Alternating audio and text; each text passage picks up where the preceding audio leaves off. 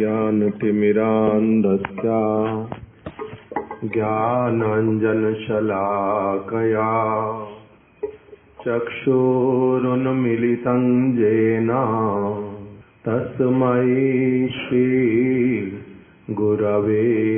नमः। नमो ॐ विष्णुपादाय राधिकायै तदालये कृष्णाय कृष्णभक्ताय तद्भक्ताय नमो नमः। नमो ॐ विष्णुपादाय राधिकायै प्रियात्मने श्रीमद् भक्ति वेदांत नारायण इति नामिने। श्री कृष्ण लीला कथने सुदक्षम औदार्ये माधुर्ये गुणैश्च युक्तं वरं वरेण्यं पुरुषं महान्तं नारायणं त्वां शिरसा नमामि। वाञ्छाकल्पतरुभ्यश्च कृपा सिन्धुभ्य एव च पतितानां पावनेभ्यो वैष्णवेभ्यो नमो नमः। श्रीकृष्ण चैतन्य प्रभु नित्यानंद श्री अद्वैत गदाधर श्रीवासादि गौरभक्त वृंद। हरे कृष्णा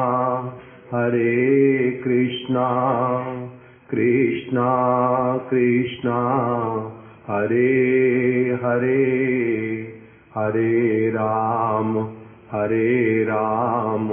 राम राम हरे हरे। आचार्य केसरी श्री श्रीमद् भक्ति प्रज्ञान केशव गोस्वामी महाराज, इस ग्रंथ में से हम लोगों ने श्रवण करना प्रारंभ किया। पांचरात्रिक गुरु परंपरा और भागवत परंपरा। इसी में सर्वप्रथम गुरुदेव अलग अलग विषय उठा करके हम लोगों को समझा रहे हैं कि संप्रदाय, गौड़िया संप्रदाय, इसमें किस किस प्रकार की बहुत सारे लोगों की भ्रांतियां हैं। संप्रदाय के भीतर में रहने वाले लोगों की भी और संप्रदाय के बाहर के लोगों की भी बहुत प्रकार की भ्रांतियां होती हैं समय समय पर। और आचार्य वर्ग आकर के उसको क्या करते हैं, बड़ी अच्छी तरह से उसको स्पष्ट कर देते हैं, भ्रांतियों को दूर करते हैं। उसी में कह रहे हैं कि आजकल जो अब पहले गुरुदेव ने बता दिया हम लोगों को कि कुछ लोग बोलते हैं गौड़िया संप्रदाय मध्व संप्रदाय के अंतर्गत नहीं आता। 4 प्रमाणिक वैष्णव संप्रदाय हैं और गौड़िया संप्रदाय उसके अंदर नहीं आता।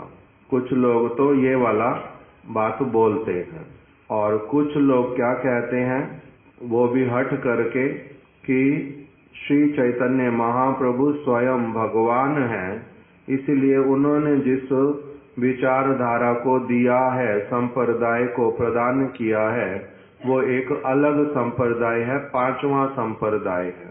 4 संप्रदाय जो हैं वो उल्टा इससे निम्न अवस्था वाले हैं, ये बड़ी उच्च अवस्था वाला है।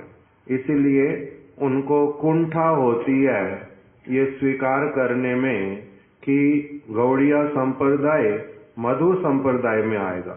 नहीं, मधु संप्रदाय का जो लक्ष्य है वो है मुक्ति की प्राप्ति, और उनका जो भक्ति है वो है वैदी भक्ति। हम लोगों को महाप्रभु ने सिखाया है रागानुगा भक्ति। हम लोगों को महाप्रभु ने कृष्ण प्रेम प्राप्त करने की शिक्षा दी है। तो इसलिए उनके वाला जो लक्ष्य वो है निम्न, और हमारे वाला लक्ष्य जो है वो है बहुत श्रेष्ठ। इसलिए गौड़िया संप्रदाय को क्यों हमने जोड़ना है मध्व संप्रदाय के साथ में। अलग अलग प्रकार की लोगों की भ्रांतियां, और कुछ लोग कहते हैं कि गौड़िया मठ की परंपरा ठीक नहीं है। क्यों? क्योंकि वो केवल मात्र पांचरात्रिक जो परंपरा उसी को देखते हैं, जिसमें कि बहुत बार असुविधा ही होती है पांचरात्रिक परंपरा को पूर्ण रूप में मानने पर। इसलिए वो लोग कहते हैं कि गौर किशोरदास बाबा जी महाराज जी का मंत्र हुआ नहीं भक्ति विनोद ठाकुर जी से, और भक्ति विनोद ठाकुर जी के मंत्र हुए नहीं जगन्नाथ दास बाबा जी महाराज जी से। रूप गोस्वामी सनातन गोस्वामी जी को मंत्र मिले नहीं श्री चैतन्य महाप्रभु से। मध्वाचार्य जी को मंत्र मिले नहीं व्यास जी से। इसलिए इसमें जो ये परंपरा प्रभुपाद भक्ति सिद्धांत सरस्वती ठाकुर ने जो प्रदान की है उसमें अनेक प्रकार की विसंगतियां हैं, भूल हैं। ये अलग अलग प्रकार की बातों के आने पर जो हमारे प्रभुपाद जी के निज जन जो उनके हृदय को अच्छी तरह से जानते हैं और उनके द्वारा सिखाई गई जो सारी शुद्ध भक्ति की बातें जिन्होंने अच्छी तरह से ग्रहण किया है, वो हमारे परम गुरुदेव श्रील भक्ति प्रज्ञान केशव गोस्वामी महाराज वो इन सारे प्रश्नों का किस प्रकार से उत्तर प्रदान करते हैं उसी का ही हम लोग अब श्रवण करने जा रहे। परम गुरुदेव कह रहे हैं आजकल शिला भक्ति सिद्धांत सरस्वती प्रभुपाद के शिष्य एवं प्रशिष्य सारे विश्व में श्री चैतन्य महाप्रभु के आचरित एवं प्रचारित शुद्ध कृष्ण भक्ति और श्री हरि नाम का व्यापक रूप से प्रचार कर रहे हैं।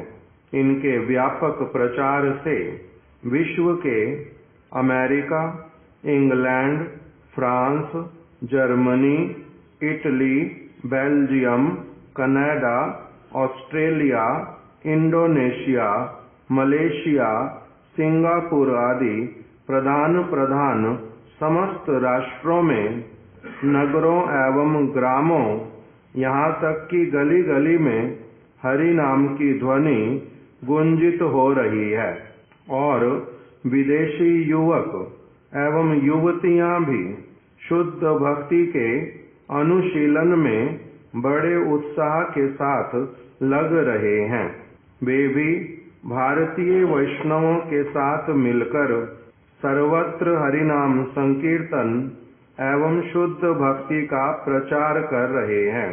इससे क्षुब्ध होकर कतिपय अनभिज्ञ नामधारी सहजिया लोग सारस्वत गौड़िया वैष्णव धारा के प्रति मिथ्या आक्षेप उपस्थित कर साधारण जनता को दिग्भ्रांत करने की चेष्टा कर रहे हैं। शिला गुरुदेव ने गौड़िया वेदांत आचार्य श्री बलदेव नामक स्वरचित प्रबंध में इस विषय में एक युक्तिपूर्ण सुसिद्धांत की स्थापना की है। हम उस प्रबंध से कुछ पंक्तियां उद्धृत कर रहे हैं। अभी जो ये सारी बात बोली है ये परम गुरुदेव ने नहीं बल्कि गुरुदेव ने लिख करके रखी है। परम गुरुदेव वाली बात अभी प्रारंभ करेंगे। पहले गुरुदेव थोड़ा सा भूमिका में बतला रहे हैं कि आजकल प्रभुपाद भक्ति सिद्धांत सरस्वती ठाकुर के शिष्य एवं प्रशिष्य वो सारे विश्व में ही क्या कर रहे हैं, हरि नाम का व्यापक रूप से प्रचार कर रहे हैं। उसमें कौन कौन लोग हैं? पहले तो प्रभुपाद जी के समय में बहुत कम प्रचार हुआ। 2-3 लोगों को प्रभुपाद जी ने भेजा था, श्रील भक्ति हृदय वन गोस्वामी महाराज, श्रील भक्ति प्रदीप तीर्थ गोस्वामी महाराज और श्री सदानंद दासाधिकारी। इन लोगों को भेजा था। ये लोग कुछ समय तक इंग्लैंड में भी रहे और कुछ समय जर्मनी में भी गए थे, और यदि कहीं गए हो मुझे ठीक से पता नहीं है। बाद में श्रील भक्ति सारंग गोस्वामी महाराज जी को भी प्रभुपाद जी ने भेजा था, वो भी कुछ समय तक प्रचार में रहे। फिर श्रील भक्ति, क्या नाम लिखा, भक्ति सर्वस्व गिरि गोस्वामी महाराज, ये भी किसी किसी स्थान पर जाते थे। और विशेष रूप में फिर श्रील भक्ति वेदांत स्वामी महाराज जी ने जाकर के बहुत अच्छी तरह से बहुत कम समय में बहुत ही सफल जो है वो प्रचार कार्य किया, और बहुत सारे विदेशी भक्त लोग वो भी अच्छी तरह से प्रचार भी करने लगे आगे, और वस्तुओं को ग्रहण भी करने लगे। भारत में भी आए, परिक्रमाओं में भी गए, स्थान स्थान पर भारत में भी उन लोगों ने भी श्रील स्वामी महाराज जी के अनुगत्य में प्रचार कार्य प्रारंभ कर दिया। उनकी प्रेजेंस में 1967 से लेकर के 1977 तक बाद में भी वो प्रचार चलता रहा। उसी में फिर श्रील भक्ति रक्षक श्रीधर गोस्वामी महाराज जी के भी बहुत सारे विदेशी आश्रित हुए। फिर हमारे गुरु महाराज जी के पास में भी श्रील भक्ति प्रमोद पुरी गोस्वामी महाराज जी के पास, श्रील संत गोस्वामी महाराज जी भी समय समय पर विदेश में गए।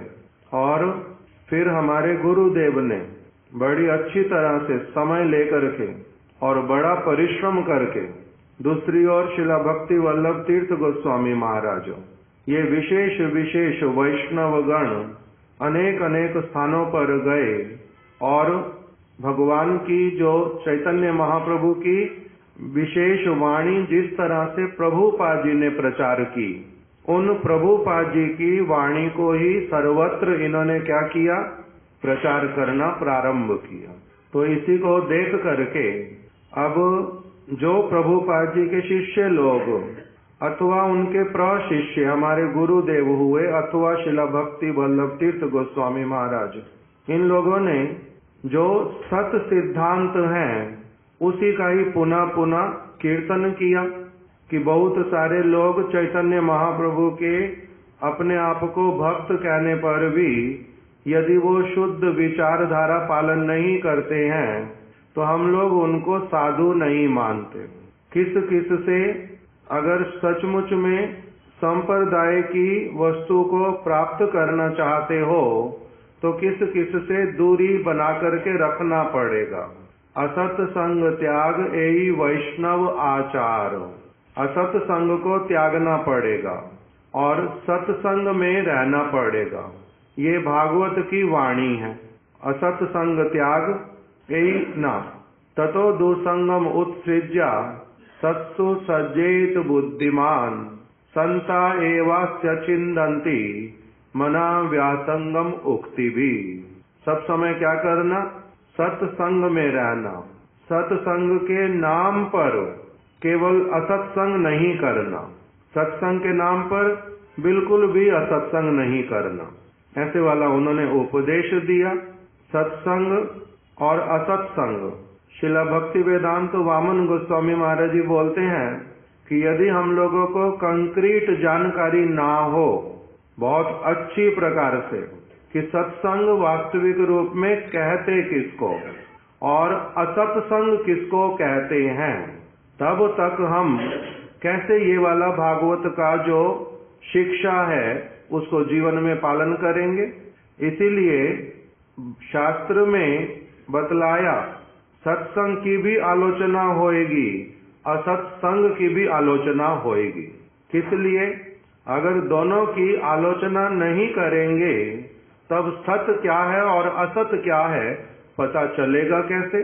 तो इसीलिए ये जो सारे प्रभुपाद जी के एकांतिक जन, इन सब लोगों ने क्या किया, जो परंपरा के शुद्ध विचार वही देश विदेश में सर्वत्र प्रचार किया। और ये भी साथ साथ में कहा, यदि हम लोगों के बीच में भी कोई व्यक्ति शुद्ध भागवतीय विचारों को पालन नहीं करता है तो वो भी प्रभुपाद जी की धारा में हमारे शिष्य के रूप में उसका कोई अस्तित्व, उसका कोई परिचय नहीं है, कोई परिचय नहीं है।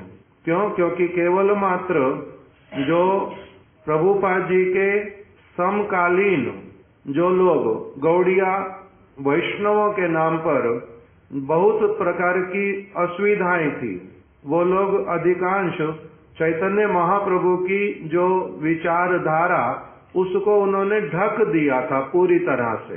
जो विशेष विशेष वस्तु वो महाप्रभु की ना तो पालन करते ना बोलते, केवल मात्र नाम के रह गए और अपना कुछ पेट भरने के लिए और अपना केवल स्वार्थ बिजनेस चलाने के लिए कुछ लोग रह गए नामधारी। तो उन लोगों का तो भक्ति विनोद ठाकुर जी ने, प्रभुपाद जी ने अपने आप को उनसे पूरी तरह से अलग रखा। उसका स्थान पर भक्ति विनोद ठाकुर जी ने भी, प्रभुपाद जी ने भी घोषणा किया, कथाओं के माध्यम से भी जा के सुनाया, अपने लोगों को भेज करके भी सुनाया, पत्र पत्रिकाओं के माध्यम से भी बतलाया कि जो असत है वो असत ही है, भले ही कोई भी क्यों ना हो, भले ही वो वैष्णव मंत्र में दीक्षित भी क्यों ना हो, असत है तो है। असत आता कहाँ से है? सत में से ही निकलता है। गंदा पानी कहाँ से आएगा? पहले गंदा पानी है ना पहले शुद्ध पानी है? शुद्ध जल होने पर ही क्या हो सकता, बीच में अशुद्ध हो सकता है, न कि पहले अशुद्ध होगा फिर शुद्ध निकलेगा। इसी तरह से संप्रदाय में से ही अपसंप्रदाय निकलते हैं। बहुत सारे अच्छे लोगों में से ही कुछ लोग साथ में खराब वाले भी जुड़ते हैं और उन्हीं को ही क्या कहते हैं, ये अपसंप्रदाय। तो प्रभुपाद जी के समस्त जो ये वास्तविक फॉलोअर, रियल फॉलोअर, उस वस्तु की बहुत अधिक बारीकी से सारी चीजें समझने वाले, इन्होंने क्या किया, इन्होंने एक तो सहजिया लोगों से, बाबाजी लोगों से, देश विदेश के सभी लोगों को अलग रखा और साथ ही साथ में शुद्ध भक्ति का प्रचार करने जाकर के ये भी बताया कि सत्संग क्या और असत्संग क्या, गुरु किसको कहते, शिष्य किसको कहते हैं। ये सारे विचार कि केवल मात्र कान में मंत्र ले लेने से ही कोई किसी का शिष्य होता नहीं। प्रभुपाद जी इसको कहते थे काने फू। काने फू मतलब होता है फूंक मारना। जब कुछ व्यक्ति बोलता है तो उससे क्या होता है, मुंह से हवा निकलती है, बोलते समय हवा निकलेगी तभी शब्द बाहर आएगा। तो वो उसी को बोलते थे काने फू। इसने तो अपने कान में क्या करवाया है, किसी ने अपने कान में किसी को कहा मेरे को फूंक मार दो, और किसी ने क्या कहा, हाँ मैं तेरे कान में फूंक मार देता हूँ। तो वो उस प्रकार का, इसको गुरु शिष्य नहीं कहते, इसको गुरु शिष्य नहीं कहते। तो इन सारी बातों का इन्होंने अच्छी तरह से प्रचार किया है कि गुरु कहते किसको, शिष्य किसको कहते। जो शास्त्र की वाणियां, भागवत की, चैतन्य चरितामृत की, ये सारा कुछ इन लोगों ने अच्छी तरह से प्रचार किया। प्रभुपाद जी के समय में ही, भक्ति विनोद ठाकुर जी के समय में ऐसे तो ये प्रारंभ हो गई थी असुविधाएं, जो सारे प्रश्न यहाँ पर बतलाए गए। भक्ति विनोद ठाकुर जी के पास में एक व्यक्ति आया, वो कहता है कि आप वैष्णव ग्रंथ लिखते हैं बड़े सारे, और आपको बहुत अच्छा लोग सम्मान भी करते हैं, आपको मानते हैं, इसीलिए ये किसी एक व्यक्ति ने क्या लिखा है, तोता राम ने, आउल बाउल करता भाजा नेड़ा नेड़ी जाति गोसाई, तोता कहे एई तेरा संग नाही करी। तोता राम नाम के एक साधु थे नवद्वीप में, उन्होंने लिख दिया कि 13 तरह के लोग अभी श्री चैतन्य महाप्रभु के भक्त के नाम पर अपना परिचय देते हैं। ये 13 के 13 लोग जो हैं, ये कौन है, ये दुसंग हैं। इनका संग नहीं करना। कोई कोई कैसे वाला था, उनमें से कोई है जाति गोसाई। जाति गोसाई मतलब उनका जन्म हो गया नित्यानंद प्रभु के वंश में, अथवा जन्म हो गया अद्वैताचार्य प्रभु के वंश में। तो वो लोग क्या कहते हैं, वो आगे चैतन्य महाप्रभु की अच्छे से भावधारा को तो पालन करते नहीं, मछली वो खाते हैं और तंबाकू वो खाते हैं, फिर भी क्या कहते हैं कि हम लोग ही केवल दीक्षा दे सकते क्योंकि हम उनके वंशज हैं, हम गोसाई हैं, नित्यानंद गोसाई अद्वैत गोसाई के हम लोग वंशज हैं। कुछ कुछ वो बोलते कि केवल ब्राह्मण ही दीक्षा दे सकता जिसका जन्म ब्राह्मण कुल में हुआ है। और एक तरह के लोग वो कहते हैं कि चैतन्य महाप्रभु जो है वो नागर हैं। नागर मतलब हमारे प्रियतम। जैसे कृष्ण को अपना प्रियतम मान के भक्ति होती है, ऐसे ही चैतन्य महाप्रभु को भी अपना प्रियतम मान करके हम लोग भक्ति करेंगे। वो कौन है, हमारे प्रियतम है, नागर हैं और हम नागरी। इसको बोलते गौर नागरीवाद। इसको भी खंडन किया। कुछ कुछ लोग क्या हैं, उन्होंने ऐसे तो पहले किसी समय घर छोड़ दिया, साधु बनने के लिए नवद्वीप में आ गए, क्योंकि उस समय छोटी छोटी कुटिया किसी को भी मिल जाती थी, अपना रहो। अभी भी गोवर्धन में, वृंदावन में कहीं कहीं आप जाओ, कहो हम रहना चाहते, वो रख लेंगे, कुटिया दे देंगे, जो उनके पास सुविधा खाने पीने के लिए दे देंगे, रह जाओ, जो सारा दिन करना करते रहो, हमारे को क्या है। ऐसे वाले अलग अलग स्थान हैं, तो वहां पर लोग आकर के ऐसे रहते थे। और क्या करते हैं फिर, ऐसे वाले कुछ कुछ स्त्रियां भी हैं, वो अपना घर छोड़ करके आ जाती, पति मर गया, विधवा हो गई, और अधिक लोग आदर नहीं करते, निकाल दिया घर से, तो वो भी नवद्वीप में आके रहती हैं। तो ऐसे वाले स्त्री और पुरुष दिन में तो अलग अलग जगह अपना भिक्षा मांगने जाते हैं, चावल दाल रोटी सब्जी, कुछ पैसा कपड़ा मिल जाए, जो मिल जाए सब भिक्षा में ले लेते, किंतु एक साथ में रहते हैं पति पत्नी के रूप में, और विवाह भी करते नहीं, फिर व्यभिचार वाला संग। तो इस प्रकार के अलग अलग लोग तिलक लगाते चैतन्य महाप्रभु के भक्तों वाला, कंठी भी वैसी वाली पहन लेते, हाथ में माला भी पकड़ते, किंतु कोई मछली खा रहा, कोई महाप्रभु के विचारों के विरुद्ध बोल रहा है।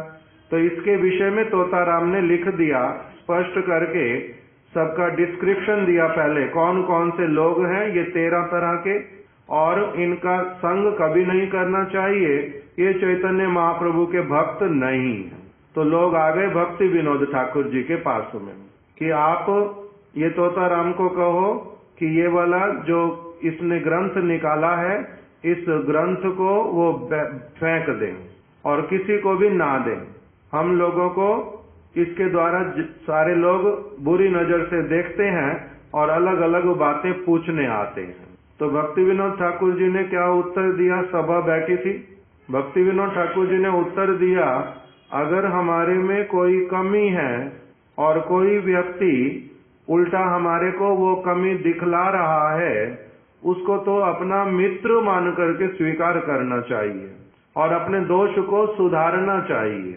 इसीलिए तोताराम ने अगर ऐसा कुछ लिखा है जो कि ठीक है बिल्कुल, उसको तो उल्टा प्रचार करना चाहिए, फेंकना क्यों उस ग्रंथ को, उसको तो प्रचार करना चाहिए। और तुम अगर तुम 13 में से किसी भी श्रेणी में आ रहे हो तो तुम्हें क्या करना चाहिए, अपने आप को बदलना चाहिए, अपने में परिवर्तन लाओ, खुद उल्टा सुधर जाओ, तब तो अच्छी बात हो। वो तो कृपामय, वो बतला रहे हैं कि ये क्या है, महाप्रभु की धारा नहीं है, ये भक्ति नहीं है, इसके द्वारा लोगों को ठग रहे हो, तुम खुद भी ठगे जाओगे, इसके द्वारा तुम्हारा पतन होगा। मनुष्य जीवन प्राप्त करके ऐसे वाले दोष नहीं करते। तो इतना अच्छा तुम्हारा मित्र वाला काम कर रहा है और तुम उल्टा उसी को ही अपना शत्रु मान क्यों रहे हो।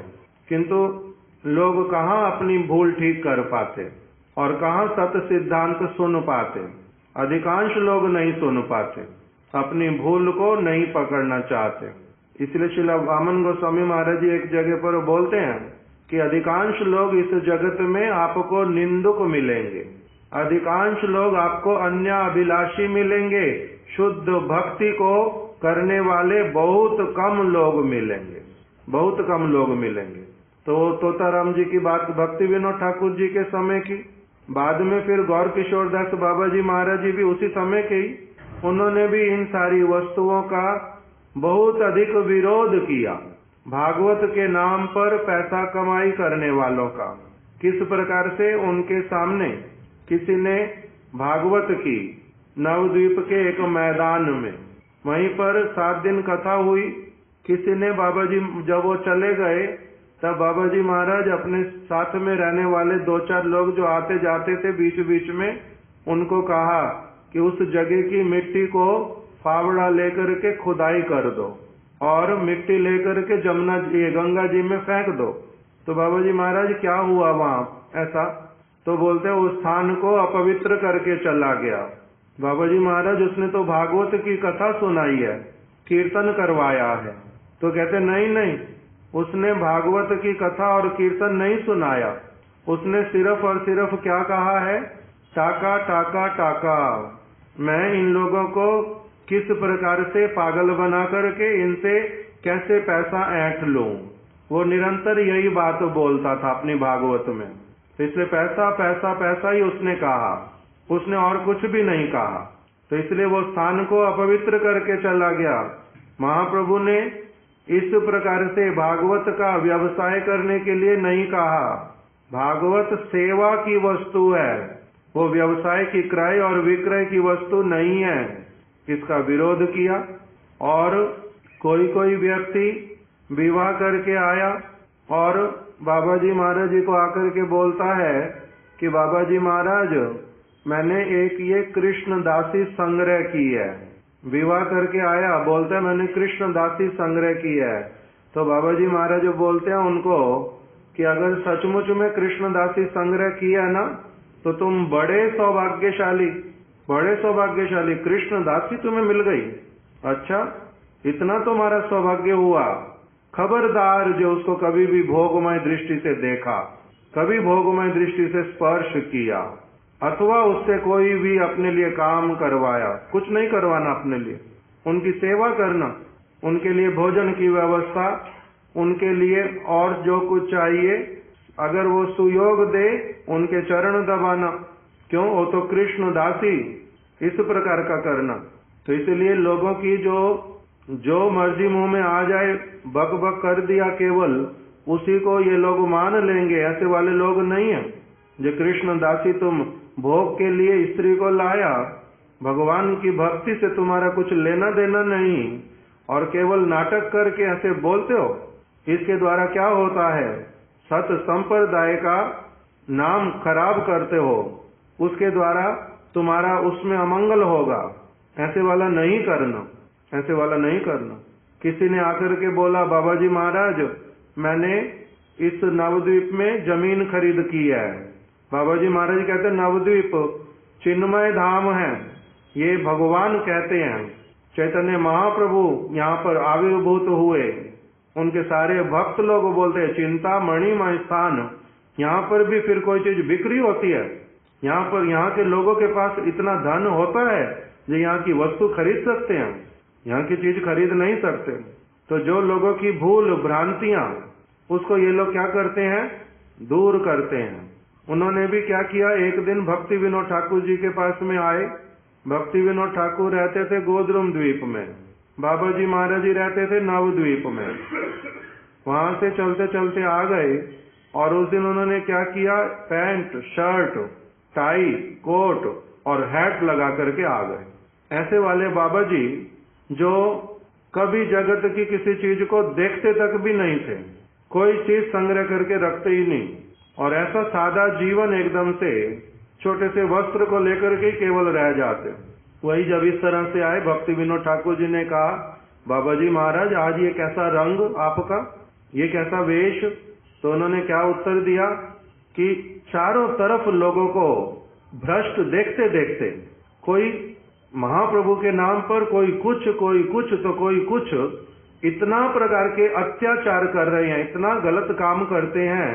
इनके ये भी महाप्रभु के भक्त, मैं भी महाप्रभु का भक्त, दोनों में हमारे में ये समानता, ये सुनने से ही मेरे को बड़ी घृणा हो रही है। घृणा हो रही है कि ये और हम एक ही हैं। इसीलिए उनसे अपना क्या करना पड़ेगा, अपना वेश ही मैंने बदल दिया कि मैं वो हूं ही नहीं। इनसे 1000 गुना अच्छे साधारण जगत के लोग जो कम से कम महाप्रभु के भक्त के नाम पर, साधु के नाम पर इस प्रकार के गलत काम तो नहीं करते, विषय है तो विषय में रहते हैं, उसी तरफ ही उनका बुद्धि है। वो स्पष्ट कहते हैं कि हम लोग नशा नहीं छोड़ सकते, हम लोग मांस खाना नहीं छोड़ सकते, हम लोग विवाह के बिना नहीं रह सकते, हम लोगों को सुख सुविधा चाहिए। वो लोग तो स्पष्टवादी हैं, ये लोग मिथ्याचारी। इनके साथ में हमारा नाम बोलते हैं जे ये गौड़िया वैष्णव, ये भी गौड़िया वैष्णव। इसलिए अपने आप को कलंकित अनुभव करता हूं इनकी बात से, इन सारी बातों से। इसलिए मैंने क्या किया, जे इनके जैसा वेश ही बनाना नहीं। इसलिए प्रभुपाद भक्ति सिद्धांत सरस्वती ठाकुर ने यही बाबा जी महाराज जी का आदर्श लेकर के उस तरह का तो नहीं किया, किंतु उन्होंने क्या किया, बाबा जी लोगों का जो सारा ड्रेसिंग सेंस था उससे अपने आप को पूरा अलग कर दिया। वो लोग सारे सफेद कपड़े पहनते, इन्होंने लाल कपड़े पहनना प्रारंभ किया। वो लोग अपनी आप से केवल झूठ मूठ का परमहंस वेश ले लेते, अनर्थग्रस्त, दिन में सब समय भोग में रत बुद्धि जिनका, वो लोग बाहर से क्या वेश लेकर के बैठ गए, परमहंस। तो इसलिए इन्होंने क्या किया, वो वेश ही लेना नहीं। ये परमहंस वेश किसके लिए है, रूप गोस्वामी के लिए, सनातन गोस्वामी के लिए। ये वेश है भक्ति विनोद ठाकुर बाबा जी महाराज जी के लिए। क्यों? क्योंकि वो लोग परम पवित्र, जगत की किसी वस्तु की तरफ उनका दृष्टि ही नहीं है, महाप्रभु की पूर्ण धारा में वो रहने वाले लोग। तो इसलिए वो परमहंस, उनका वेश वास्तविक रूप में परमहंस। हम लोग कैसे वेश लें परमहंस का? हम लोग परमहंस नहीं है, हम लोग अभी बद्ध जीव हैं। हम लोग कुछ महाप्रभु की बात सुन रहे हैं, हम लोग चेष्टा करना चाहते हैं उस तरफ आगे बढ़ने की। हम लोग स्टूडेंट हैं, हम लोगों को कोई भी परफेक्ट के रूप में ना देखे। हम लोगों की अपनी बड़ी सारी असुविधाएं हैं, हम लोग स्ट्रगल कर रहे हैं कि कैसे हम आगे बढ़ें। और दूसरे लोग अगर हमारे से परमहंसों जैसी एक्सपेक्टेशन करेंगे, वो हमारे लिए संभव नहीं है पूरी करना। तो इसलिए अपने यहाँ पर ब्रह्मचारी वेश दिया, संन्यास को प्रारंभ किया। भक्ति विनोद ठाकुर जी के समय से ही उन्होंने क्या किया, परमहंस लोग जो होते हैं वो चारों वर्णों से ऊपर हैं, और इन्होंने क्या किया कि हम वर्ण के भीतर में अभी अपने आप को ब्रह्मचारी, गृहस्थ, वानप्रस्थ, संन्यास में रखा। जो इनसे बहुत ऊपर होते हैं उनका नाम क्या होता है, परमहंस। तो प्रभुपाद जी ने प्रारंभ किया कि परमहंस वाली स्थिति जो है वो होती है हृदय के भीतर वाली स्थिति, वो केवल जगत के लोगों को दिखलाने के लिए नहीं है। इसीलिए उन्होंने बड़े सारे इन लोगों से अपने चीजों को ही परिवर्तित कर दिया, बहुत सारा, कि इनकी आइडेंटिटी हमारी आइडेंटिटी बिल्कुल अलग है। इसीलिए भक्ति विनोद ठाकुर जी उनको क्या कहते हैं, शुद्ध भक्ति भागीरथी। जैसे भगीरथ जी गंगा को लाए थे इस जगत में, उसी तरह से भक्ति विनोद ठाकुर जी ने भक्ति के शुद्ध विचारों को जगत में प्रकाशित किया। उसी को गौर किशोर दास बाबा जी महाराज जी उन्होंने बहुत अच्छी तरह से अप्रिशिएट किया। उसी को श्री भक्ति प्रदीप तीर्थ गोस्वामी महाराज, उसी को शिला प्रभुपाद जी ने, उन्हीं के एक शिष्य थे कृष्णदास बाबा जी महाराज, उन्होंने कुछ लोगों ने जो बड़े अच्छी तरह से इस वस्तु को लिया, वही उनके क्या कहलाते हैं, रियल फॉलोअर, वही उनके आश्रित जन कहलाते हैं। तो प्रभुपाद जी ने भी बहुत अच्छी तरह से इस वस्तु का क्या किया, संरक्षण किया कि शुद्ध विचारधारा क्या है और अशुद्ध विचारधारा क्या है। महाप्रभु के नाम पर क्या क्या लोग जो हैं अपने स्वार्थ पूर्ति के लिए कर रहे हैं, उसका बड़ी अच्छी तरह से हर प्रकार से जैसे जैसे हो सकता था उन्होंने उसको प्रकाश में ला करके खड़ा कर दिया। बाबा जी लोग अब बोलते हैं बहुत सारे कि भक्ति सिद्धांत सरस्वती ठाकुर ने अपने आप को हम लोगों से अलग किया और अपना बहुत बड़ा आदर्श दिखलाया, किंतु उसका अधिक लाभ क्या हुआ? आगे फिर भी उसी तरह की चीजें उनके शिष्यों में, प्रशिष्यों में भी समय समय पर दिखलाई देती हैं। वही की वही चीज वही लोग करते हैं, तो फिर अंतर क्या हुआ? क्या लाभ हुआ उसका? किंतु लाभ उठाने वाले लोग जो हैं उन्होंने लाभ लिया। जो शुद्ध वस्तु समझने के लिए सौभाग्यशाली हैं उन्होंने उस वस्तु को लिया है। उनका परिश्रम, उनका विचार, उन्होंने जिस प्रकार की पद्धति को लिया वो संपूर्ण रूप में व्यर्थ नहीं गई। वो कहते ही थे इस बात को, यदि एक या दो लोग भी, मैं चाहता हूं चेतन मठ, चेतनता वाली वस्तु ठीक ठीक रूप में महाप्रभु की बात को अगर पकड़ ले, कोई भी 2-4 लोग भी पकड़ ले, उसी में हम अपने आप को धन्य मानेंगे। कम से कम तो कुछ लोग हों जो शुद्ध विचार वाले हों, शुद्ध आचरण वाले हों, जो सचमुच में महाप्रभु की कृपा को प्राप्त करना चाहते हों। तो इसलिए उन्होंने यही वाला विशेष रूप में प्रयास किया। जब नवद्वीप में लोग क्या करते थे, महाप्रभु के विग्रह जहां पर थे वहां पर दर्शन करने कोई जाएगा पहले पैसे दो, बाहर पर्ची कटवाओ, तब अंदर दर्शन करने भी जा सकते। प्रभुपाद जी ने इसका विरोध किया। इसका नाम उन्होंने रखा था भेंट प्रथा। पहले भेंट दो। हम लोग भी गए थे एक बार, सिद्धांति महाराज, मैं, ओम प्रकाश हमारे साथ था और एक श्याम सुंदर, हम चारों गुरु भाई नवद्वीप में दर्शन करने गए। सुना ये महाप्रभु का विग्रह जो विष्णु प्रिया देवी ने सबसे पहले इसकी सेवा किया था, उसके बाद कभी आज तक जाना हुआ नहीं। उस समय पता ही नहीं था कुछ भी, जाते वहां नहीं जाते, तो सिर्फ गए तो मंदिर का जो दरवाजा उसमें बेंच लगा के बैठे, 2 चेयर लगा के, 2 तरफ लोग, बीच में बेंच लगा हुआ, पर्ची रखी हुई, पहले 1-1 रुपया 4 लोग दो तब अंदर जाने देंगे। वो तो पता ही नहीं, 1-1 रुपया मांगते, दे दो अपना दर्शन करो। हम लोग तो चले गए, अपना दर्शन करके आ भी गए। बाद में सुना प्रभुपाद जी की बातें गौड़िया मठ में कि प्रभुपाद जी ने इस चीज का विरोध किया था। श्री चैतन्य महाप्रभु स्थान स्थान पर गए, किस लिए?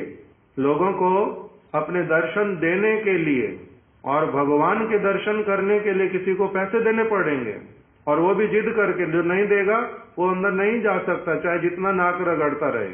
और ऐसे वाला द्वार बनाया जो सामने से ठाकुर जी दिखाई देंगे नहीं, दूसरी तरफ द्वार बनाया, जो बाहर से कोई प्रणाम कर ले वो होएगा नहीं। तो प्रभुपाद जी ने इन सारी चीजों का विरोध किया। जाति गोसाइयों का विरोध किया कि केवल दीक्षा आप लोग दे सकते, महाप्रभु का, भागवत का ये विचार ही नहीं है। कितने सनातन परंपरा से मध्वाचार्य जी के समय, रामानुजाचार्य जी के समय किन लोगों ने इस प्रकार का विचार दिया? किसी ने भी नहीं। नारद जी ने व्याध को दीक्षा दी, दिया न नहीं दिया? दिया। व्याध आगे गुरु हुए न नहीं हुए? नारद जी ने दीक्षा दिया प्रहलाद को। प्रहलाद असुर कुल में आया, ब्राह्मण कुल में आया कोई, किंतु वो बने अनेकों लोगों के गुरु। कितने ही तरह के ऐसे विचार दिखलाए, किंतु लोग ले नहीं पाते। इसलिए उन्हीं लोगों ने क्या किया था? प्रभुपाद जी पे आक्रमण किया था। आक्रमण किया, जान से मारने के लिए प्रयास किया, परिक्रमा के ऊपर चारों तरफ से घेर लिया, ऊपर से सोडा की बोतलें फेंकी, पत्थर फेंके, बहुत सारे लोगों को चोट लगी। हाथी के ऊपर महाप्रभु का विग्रह, वो उसको नष्ट भ्रष्ट कर दिया। अनेक प्रकार के उत्पात किए, किंतु प्रभुपाद जी इससे डरे नहीं, इससे भयभीत होते नहीं। उन्होंने तब भी शुद्ध भक्ति का वार्ता ही सब जगह पर कहते ही रहे वो। और समय के फेर से क्या हुआ, उनका नाम निशान भी मिटता गया लगभग। क्यों? क्योंकि वो लोग कुछ ठीक से पालन ही नहीं करते, उनका नाम निशान मिटता गया। इसीलिए फिर अब जिसको इस प्रकार का हो जाए, अपनी भूल भी ना सुधारना चाहे, और दूसरे को देख करके कि इतने सारे इनके शिष्य बन रहे, इतने सारा इनका स्थान बन रहा है, इस जगत के लोगों का स्थिति क्या होता है? ईर्ष्या द्वेष होता है। ब्राह्मण कुल में आने से क्या होगा और नवद्वीप में जन्म होने से भी क्या होगा? ब्राह्मण कुल में भी आए, नवद्वीप धाम में भी रहे, किंतु गुरु अनुगत्य हुआ नहीं, श्रेष्ठ संग मिला नहीं, इसलिए क्या हुआ? दुर्गति। अब क्या रह जाता है ऐसी स्थिति में? अंतिम उपाय इसके लिए प्रभुपाद जी ने एक कथा लिखी। उस कथा में बताया एक गांव, उसमें एक गरीब बच्चा, वो पढ़ने में किंतु बहुत होशियार, जमींदार का बच्चा है, और बच्चे हैं वो उसके जैसे शार्प ब्रेन वाले नहीं हैं, उतने अच्छे से वो पढ़ाई नहीं कर पाते, किंतु ये पढ़ाई कर पाता है। अब ये आता है सब समय फर्स्ट, वो लोग पीछे रह जाते। ये 10वीं के बाद में इसको अपनी आप से सरकार ने कलकत्ता में भेज दिया पढ़ाई करने के लिए आगे, क्योंकि नंबर बड़े अच्छे लाता है, बड़ा ब्रिलियंट छात्र है, इसलिए कोलकाता भेज दिया उसको। वहां पर पढ़ाई करते करते वो बन गया बैरिस्टर। अब वो अपनी माँ को आकर के, पिताजी को आकर के अपने साथ में कोलकाता ले गया जहाँ रहता था। तो अब गांव में सब जगह ये बात पहुंच गई कि वो बैरिस्टर बन गया है, वो बैरिस्टर बन गया है। तो जिन लोगों से सहन नहीं होता, जमींदार का बेटा है, इतना धन संपत्ति है, किंतु पढ़ाई लिखाई कर नहीं पाया, वो रह गया बहुत पीछे। तो इसलिए वो क्या कहता है, अरे बैरिस्टर बन गया, कोई नहीं बैरिस्टर बना होगा, वैसे आसान है बैरिस्टर बनना। फिर न्यूज़पेपर में आ गया लिखा हुआ, उसका नाम बैरिस्टर ये अमुक व्यक्ति। तो फिर किसी ने लाके देखा तो बोलता था बैरिस्टर नहीं बनता, ऐसे न्यूज़पेपर में छप जाता है, देख इसमें लिखा हुआ न्यूज़पेपर में बैरिस्टर बन गया। अब क्या बोले, अब फिर बोलता है बैरिस्टर बना होगा, किंतु सैलरी थोड़ा ना मिलती होगी, थोड़ा बहुत नौकर की तरह दे देते होंगे। तो उसको क्या करना है, कुछ ना कुछ बोलना है। क्यों? क्योंकि उसके पास में अपने आप को, अपने जो मिथ्या अभिमान, उसको बचाने के लिए और कुछ है नहीं। तो इसलिए उसको क्या करना पड़ेगा, अपने अस्तित्व को थोड़ा सा बचा करके रखने के लिए जगत वाला, मिथ्या वाला, उसको इस प्रकार का करना पड़ता। दूसरा, प्रभुपाद जी ने एक कथा लिखा। एक बार एक नदी का जल ऊपर से नीचे की तरफ प्रवाहित हो रहा था। ऊपर में, नीचे में एक हिरणी जो है वो पानी पी रही थी, और ऊपर में आकर के एक बाघिनी वो पानी पीने लगी। वो बाघिनी उसको बोलती है, तेरा इतना साहस हो गया हिरणी, तो मेरे को अपना जूठा पानी पिला रही है। तो कहती है कि नहीं नहीं, आप तो उल्टा ऊपर पानी पी रहे हो जहाँ से आ रहा है, मैं नीचे पी रही हूँ, तो जूठा तो मैं पी रही हूँ, आप थोड़ा ना पी रहे हो। तो अच्छा, अब तू मेरे बराबर हो गई, इसका मतलब जो पानी मैं पीऊंगी तू भी वही पानी पिएगी। तो फिर वो क्या बोले हिरणी, उसने कहा कि और तो कहीं पर पानी है नहीं आसपास में, इसीलिए कहाँ जाऊं, प्यास भी लगी है, यही पानी तो पीऊंगी, तू मेरे से जुबान मत लड़ा। तो कहते कि नहीं नहीं, मैं तो जुबान नहीं लड़ा रही, मैं कहाँ जुबान लड़ा रही, आप जो कुछ पूछ रहे हो सिर्फ मैं तो उल्टा बड़े ही शांति पूर्वक उसका उत्तर दे रही हूँ, आप कहोगी तो बोलूंगी भी नहीं। अच्छा ठीक है, बोलेगी नहीं, ये तो ठीक है, मगर मेरे को तेरे ऊपर गुस्सा क्यों आ रहा है? बाघिनी बोलते, मेरे को तेरे ऊपर गुस्सा क्यों आ रहा है? वो कहते कि मेरे को तो नहीं पता, मैंने तो ऐसा कोई काम नहीं किया। तूने नहीं किया, तेरी माँ ने किया होगा, इससे तेरे ऊपर गुस्सा आ रहा है। तो बोलते इस बात का कोई उत्तर है? तो इसी प्रकार से प्रभुपाद जी बोल रहे हैं कि जगत के लोग इस प्रकार के विचारों में ही ग्रस्त रहते हैं, इसलिए वो सत्य वस्तु को, ठीक वस्तु को स्वीकार कर नहीं पाते। बाघिनी के जैसे अथवा उस जमींदार व्यक्ति के जैसे मिथ्या जो अहंकार है उसी में केवल भ्रमण करते हैं। सत्य वस्तु को स्वीकार करने में वास्तविक जो एक सज्जन व्यक्ति, उसको कभी भी असुविधा नहीं होती, उसको कभी असुविधा नहीं होती। तो इसलिए ये जो सारे विचार प्रभुपाद जी के, इनके शिष्यों ने, इनके प्रशिष्यों ने शुद्ध भक्ति का विचार कि सचमुच में अगर गुरु पदाश्रय करोगे, सचमुच में अगर महाप्रभु की बातें सुन करके, अभी महाप्रभु की बातें समझ कहाँ आती हैं, जो महाप्रभु कह क्या रहे हैं करने के लिए, दो चार बातें हम लोगों को पता चलती, वो भी हम कर तो पाते नहीं। महाप्रभु कह रहे हैं हरि नाम करो, नाम बिना जेनो दिन नहीं जाए, किंतु मेरे को उसमें ना अपना कुछ लाभ दिखलाई देता और ना ही ये विश्वास होता है उसके द्वारा मेरे को कुछ बहुत बड़ी वस्तु मिलेगी। तो मैं महाप्रभु का भक्त कैसे बनूं? केवल उनके कहने पर अथवा बहुत सारे लोगों के कहने पर अथवा आसपास में अपने ऐसा वाला एक परिस्थिति आ गया, लोग ऐसे वाले रहते हैं, इसलिए कुछ कुछ माला पकड़ के हरि नाम कर लेता हूँ। किंतु वो क्यों कह रहे हैं, किस कन्विक्शन के साथ कह रहे हैं, मेरे हृदय में जब तक बैठेगा नहीं, कैसे मैं महाप्रभु का भक्त बनूंगा? मैं तो बन नहीं सकता। महाप्रभु कह रहे हैं कि इस जगत में जाति कुल इत्यादि ये सारा कुछ केवल शरीर का परिचय है। अगर मेरी बात माननी, भक्ति की बात माननी, तो ये शरीर के परिचयों से ऊपर उठ जाओ। आत्मा जो है सभी की क्या है, एक समान है। हम कहाँ उठ पाते इस चीज से कि सबकी आत्मा एक समान है? ये विदेशी है, ये देशी है, ये वाला व्यक्ति, वो वाला व्यक्ति, हमारा कुछ और रहता है। हम कैसे बने महाप्रभु के भक्त? वो कहते हैं महाप्रभु की सारे जीवों के प्रति दया करो, किसी के साथ में वैर भाव मत करो, सारे तुम्हारे अपने ही बहन भाई हैं, परम पिता एक ही हैं। किंतु कहाँ हम इस चीज को धारण कर पाते? अनेक प्रकार की उनकी जो वास्तविक रूप में कह रहे हैं कि भगवान जो हैं वो कौन है, उस वस्तु का निर्णय जगत में किस प्रकार की आवश्यकता है, उसके साथ रहना, उससे अधिक वस्तुओं में जाना नहीं। कितने ही प्रकार के उनके जो उपदेश वो हम लोगों को ठीक ठीक रूप में अभी तक समझ भी आते नहीं। कैसे बनेंगे उनके भक्त? तो इसीलिए प्रभुपाद जी ने क्या कहा कि इसमें केवल हम अभी क्या कर रहे हैं, हम केवल इसको अनुष्ठानी की दीक्षा, केवल मात्र किसी न किसी तरह से एक व्यक्ति को उस वस्तु के संपर्क में ला रहे हैं।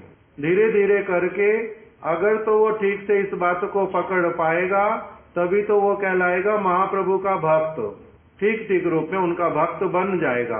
नहीं तो अभी पहले क्या है, ये ट्रायल है। इस प्रकार के सारे विचारों को जब बतलाया कि और कितनी तरह की भ्रांतियां हैं, उन सबको स्पष्ट किया। इसलिए उनकी कथा, उनके विचार जो व्यक्ति सुनता है ठीक ठीक रूप में, उनको पता चलता है कि वो इस जगत के प्राणी नहीं है, वो वैकुंठ के व्यक्ति हैं। इसलिए शिला स्वामी महाराज जी से किसी ने पूछा था कि can you tell us something about your Guru Maharaj, आप हमारे को अपने गुरु जी भक्ति सिद्धांत सरस्वती ठाकुर के विषय में कुछ बतला सकते हैं?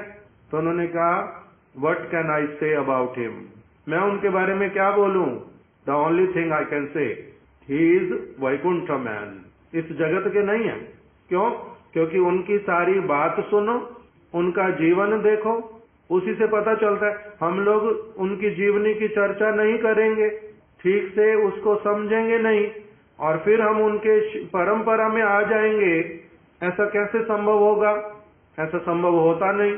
तो इसलिए गुरुदेव कह रहे हैं कि प्रभुपाद जी के शिष्य लोगों ने, उनके प्रशिष्यों ने अभी स्थान स्थान पर जो महाप्रभु की वाणी कि तुम्हें कुछ नहीं समझ आता, कोई बात नहीं, तब भी क्या करो, महाप्रभु ने जो कहा है कलयुग का एकमात्र धर्म है हरिनाम संकीर्तन, उसी को ही जितना हो सकता सरल रूप में अपना करो। उन्होंने कहा है मांस मछली मत खाओ, भागवत के आधार पर, भागवत में लिख करके रखा कलयुग के 4 कली के 4 जो स्थान, और 5वां उनको किसने दिया था? परीक्षित महाराज ने। 4 स्थान कौन कौन से?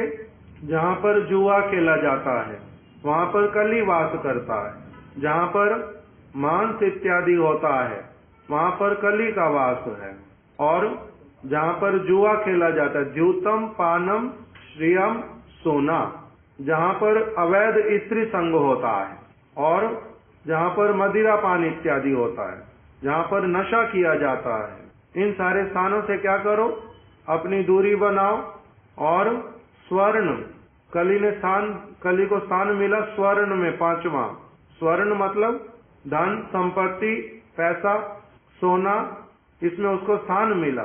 तो इसलिए क्या कहा कि इन सारी वस्तुओं से अपना क्या करके रखना, दूरी बना करके रखना, इनसे दूरी बना करके रखना। तो ये वाला जो सारा कुछ इसको करो, और फिर क्या करो, कृष्ण के महाप्रभु के और महाप्रभु की धारा में जो शुद्ध भक्त लोग इनके विचारों को कथा कीर्तन के माध्यम से सुनते हुए चलो, सुनाते हुए चलो, अपना रिपीट करो, दूसरे लोगों को भी बताओ।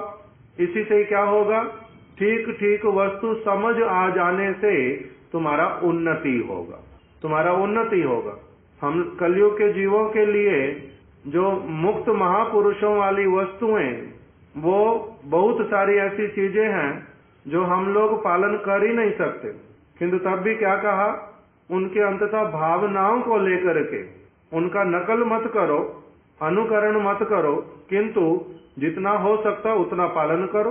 तो अभी इसी के बीच में पालन करने जब जाते हैं तो इसमें क्या होगा, बहुत सारे लोग स्कूल में सारे लोग पास होते हैं, कोई जितने भी बच्चे लोग एडमिशन लेते हैं सारे पास होते हैं, तो ना बहुत सारे लोग फेल भी होते हैं, फेल भी होते हैं।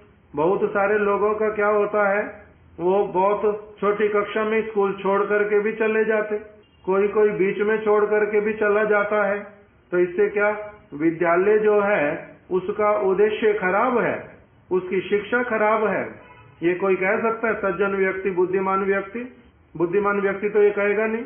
तो उसी प्रकार से प्रभुपाद जी ने ये क्या किया कि कलयुग के बद्ध जीवों का एक साथ में परमहंस बनने का योग्यता नहीं है कि ये सब केवल क्या एक ही जगह बैठ करके सब समय भगवान का नाम करेंगे, ग्रंथ पढ़ेंगे और थोड़ा बहुत कुछ खा करके सारा जीवन बिता देंगे।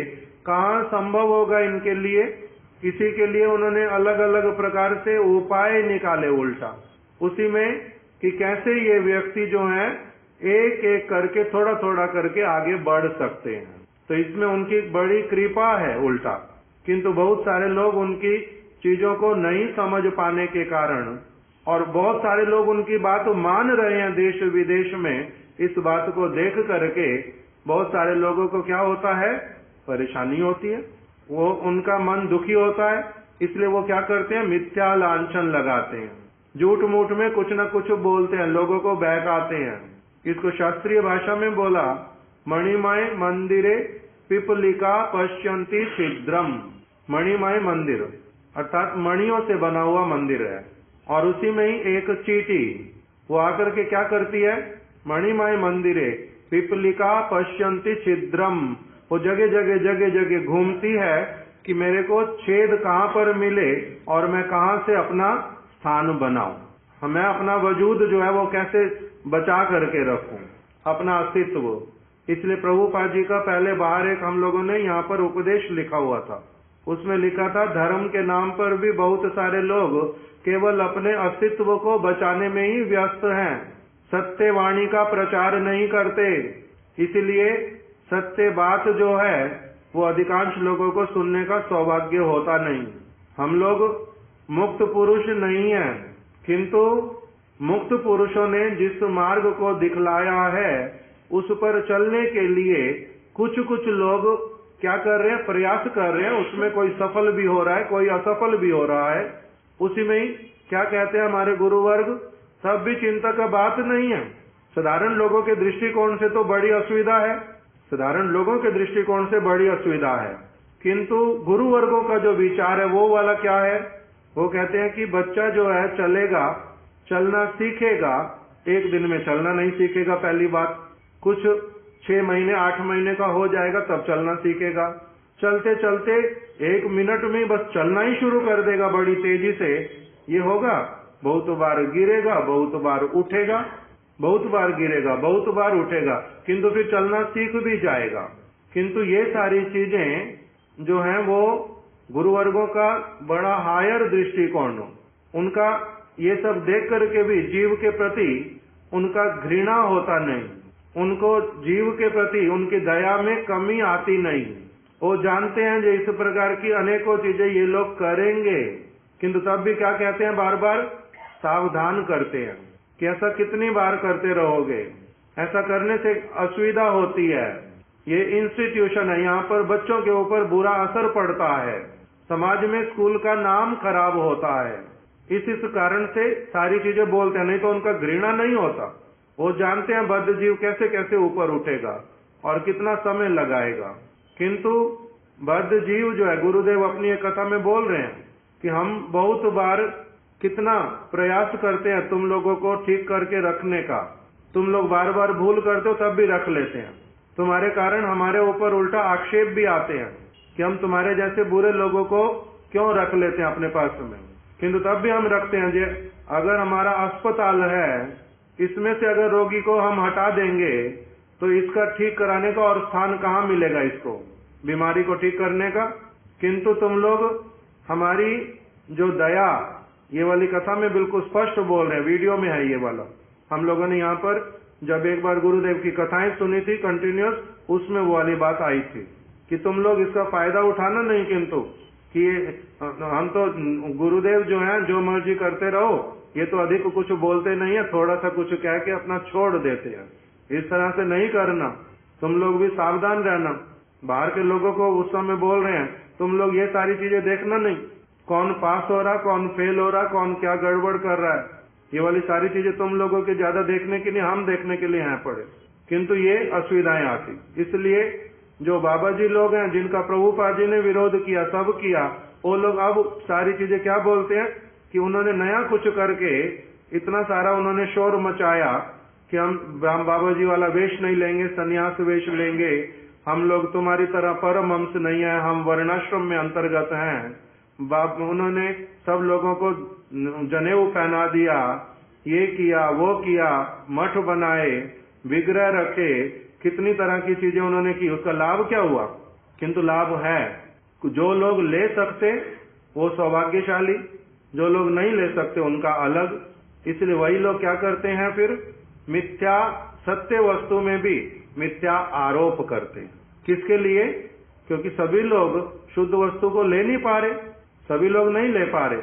प्रभुपाद जी के शिष्यों में ही देखा गया, हमने बीच में सुना बार बार अनंत वासुदेव जी की बात, सुंदरानंद विद्या विनोद की बात और लोगों की बात, वही लोग बहुत सारे नहीं ले पाए, आगे भी फिर वही का वही चलता रहता है। अलग अलग लोग नहीं ले पाते। भक्ति के नाम पर हमारे महाराज जी ये बातें बोलते थे कि भक्ति विनोद ठाकुर जी के समय में 13 आप संप्रदाय निकले थे, संप्रदाय में से ही आप संप्रदाय निकलता है, 13 निकले। आज अगर हम लोग एक साथ में जो प्रभुपाद भक्ति सिद्धांत सरस्वती ठाकुर, हम अपने आप को क्या बोल देते हैं? ब्रह्म, माधव, गौड़ीय, सारस्वत, वैष्णव। तो कहते हैं अब अगर सिर्फ सारस्वत वैष्णव में से भी हम लोग छटाई करें तो 13 की जगह पर महाराज जी ने जो अपना शब्द बोला, कहते कम से कम तो 39 संप्रदाय मिलेंगे, अब संप्रदाय। कोई क्या करेगा? पैसे के लिए भगवान का नाम यूज करेगा, पैसा चाहिए, ये वाला प्रोजेक्ट शुरू करना, मैंने वो वाला प्रोजेक्ट शुरू करना। आंतरिक रूप में शुद्धता है नहीं, भगवान की भक्ति के उद्देश्य से नहीं है। जिनसे मांगेंगे उनका भी मंगल होगा, इनका अपना भी मंगल होगा, ऐसे वाला स्तर जिनका नहीं है, हजारों लोग उसी प्रकार के काम में लग पड़ते, उसी प्रकार के काम में लग पड़ते। कोई कहता है मैं मंदिर बनाऊंगा, कोई कहता है मैं भिखारी लोगों को, विधवा लोगों को भोजन कराऊंगा, कोई कहता है मैं गौशाला बनाऊंगा, कोई कहता है मैं विद्यालय बनाऊंगा, कोई कुछ तो कोई कुछ।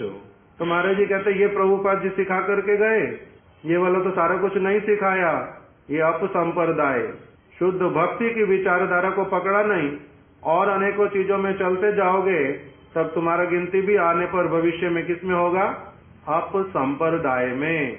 और एक बात बोलते थे, कह रहे हैं आजकल बहुत सारे लोग ऐसे वाले हो गए, कह रहे हमारा दुर्भाग्य, आंखों से देखना पड़ता, ऐसे वाले हो गए जो डोम से भी नीचे गिर गए। डोम मतलब शमशान में मुर्दे के कपड़े को जो अपने साथ में ले जाता है, शमशान में मुर्दा लेकर के जाओ, उसका जो कपड़ा होता है वो कौन ले जाता है?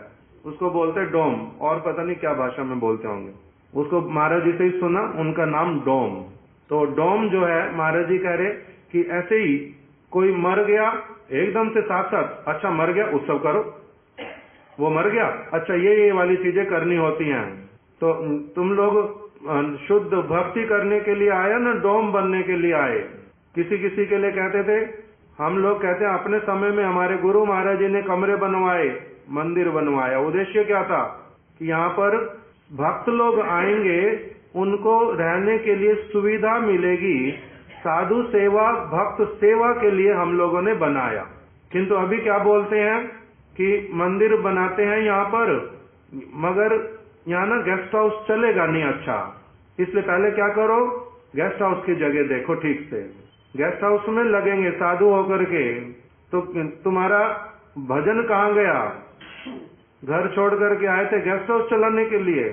तो इसी प्रकार की सारी चीजें महाराज जी हम लोगों को बोलते थे कि ये संप्रदाय में आने पर भी अगर शुद्ध विचारधारा को नहीं पकड़ा, कोई डोम बन जाएगा, कोई होटल का मैनेजर बन जाएगा, कोई गौशाला का व्यक्ति बनेगा, उसी के द्वारा सारे केवल क्या करेगा, अपने आप को नरक में लेकर के जाएगा। ए विपदे क्यों तरे क्यों मरे, महाराज जी बोलते थे इस बात को चैतन्य भागवत से, कि वही की वही चीज, गाय को रखा उसके द्वारा भगवान का सेवा करते हैं, ये मंगल की बात हो जाएगी। किसके लिए? गाय के लिए भी, गाय की सेवा करने वाले के लिए भी भगवान बड़े प्रसन्न हो जाएंगे। किंतु वही गौशाला को अगर व्यवसाय बनाया, वही तुम्हारे को नरक में ले जाने का कारण बनेगी। वही के वही मंदिर, वही के वही कमरे अगर बनाया भगवान और भक्त की सेवा के लिए, तब तुम्हारे को वो भगवान की भक्ति में आगे ले जाएगा। वही का वही अगर तुमने बनाया पैसा कमाई करने के लिए और गेस्ट हाउस चलाने के लिए, तो वही तुम्हारे को कहाँ ले जाएगा? नरक में ले जाएगा। तो इसीलिए एक ही चीज, किंतु उसके भीतर में जो भावना अगर वो नहीं पकड़ पाए तो एक चीज किस तरफ ले जाएगी? नरक की तरफ, एक ले जाएगी भगवान की तरफ। तो इसीलिए उसी श्लोक में बोल दिया, यही विपदे, कह रहे हैं भक्ति करनी है। अब मेरे से स्वरूप सिद्धा भक्ति होती नहीं, केवल श्रवण और कीर्तन करूं बैठ के, उसमें मन नहीं लगता। बहुत सारे लोगों को उदासी आती है कि कितनी देर कथा सुने, कितनी देर महामंत्र कर लें बैठ के, कुछ और चाहिए दिमाग को भी शरीर को भी। तो उसके लिए गुरु वर्गों ने कुछ ना कुछ उल्टा निकाल दिया। वो निकाला किस लिए? जिससे कि इनका कथा कीर्तन में जो रुचि है अभी जितना है वो धीरे धीरे बढ़ता जाएगा। इसीलिए अभी कम से कम कुछ और एंगेजमेंट दे देते हैं। जैसे स्कूल में बच्चे को पढ़ाने के लिए पहले क्या देते थे? बीच में खिलौने देंगे, पार्क में खेलने के लिए भेजेंगे, पिकनिक में लेकर के जाएंगे, कुछ और करेंगे। बड़ा होते होते क्या होगा? अपनी आप इसकी रुचि हो गई पढ़ाई करने में, वो बहुत सारी चीजें छूट गई, अब आगे बढ़ गया। गुरु वर्गों ने बनाया इसलिए कई चीजों को, किंतु अगर मैं उसी को ही मुख्य लेकर के बैठ गया, उसी के बीच में जो पढ़ाई कराने वाली चीज उसको मैंने पूरी तरह से अपने जीवन में से निकाल दिया, तब कैसे बने प्रभुपाद जी के शिष्य? प्रभुपाद जी की परंपरा में कैसे आए? तो महाराज जी कहते थे इन चीजों का हम लोगों को क्या करना पड़ता है? अच्छी तरह से विचार करके ध्यान करके चलना पड़ता है, तब समझ आता है संप्रदाय का संपत्ति क्या है, संप्रदाय का वैभव क्या है, संप्रदाय का गुरुत्व कितना है, वो कितनी बड़ी वस्तु देने के लिए प्रस्तुत है। मेरे को करना क्या है? सरल हृदय वाला बनना है, अपनी भूल को दूर करते चलना है, मेरे को छात्र बनना है अच्छा वाला, पास करना है। श्रील वामन गोस्वामी महाराज जी बोलते थे कि हम लोगों को फर्स्ट क्लास में आना है, 100 आउट ऑफ 100 मार्क्स लाने हैं। इसीलिए जो चीज समझाते हैं गुरु वर्ग, उसी को हमने सुन करके समझ करके चलना है, तभी हम क्या होंगे? गुरु जी के शिष्य, परंपरा के शिष्य। तभी हमारे को क्या होगा? जो वस्तु वो संप्रदाय दे सकता तब मिलेगी। नहीं तो ऐसे ही वो कह रहे पागल है कोई गुरु वर्ग जो इतनी अमूल्य वस्तु, गुरुदेव बोलते थे कि बंदर क्या जाने अदरक का स्वाद। बुद्धिमान व्यक्ति होगा कोई जो उसके सामने अदरक डालेगा? बुद्धिमान होगा कोई बंदर को क्या देगा? उसके सामने हीरे का हार रख देगा, बंदर को दे देगा, पहना देगा उसको। तो गुरुदेव कह रहे बंदर क्या जानता है?